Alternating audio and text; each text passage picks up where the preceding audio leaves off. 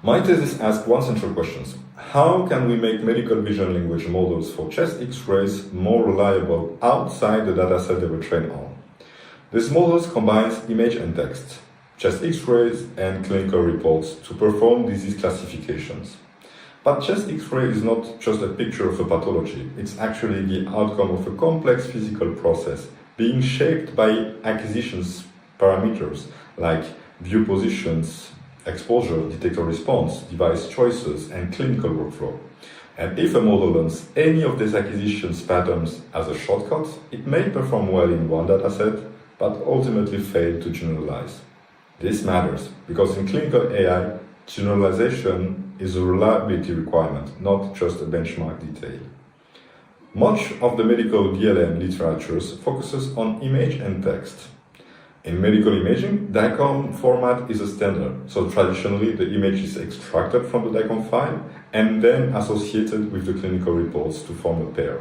But in the process, a wealth of information contained in the DICOM metadata is mostly thrown away. The innovation of this thesis is to treat these discarded information as useful supervision, because those DICOM fields actually describe the context in which an image was acquired. In other words, they contain clues about why images differ across hospitals, protocols, and population. The core idea here is to use this information during training to help the model separate stable clinical signal that we are interested in from acquisition style. The methodology has two parts. First, we analyze whether acquisitions effects exist before learning. They do. Pixel statistics and acquisitions patterns differ across cohorts. A concrete example is AP versus PA position. AP images are often portable and associated with higher acuity patients, so view position can become a proxy for pathology. To mitigate this, we introduced CAT-INFO-NCE, metadata-aware contrastive loss. So standard contrastive loss pulls matched image report pairs together and pushes all other pairs apart. In multi-label radiology, this is too blunt. Patients can share findings and acquisition style can distort which example compete.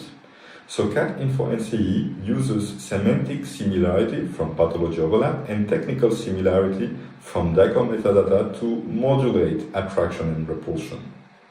Then secondly, we benchmark our pre-trained model in zero-shot across 9 external cohorts, and the result shows improvement in both performance and robustness. The final reported configuration improved AUC and is the strongest across 9 out of 9 external cohorts.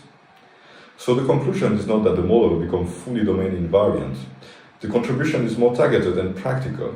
Information already stored in DICOM file can act as training time physics supervision to reduce shortcut learning.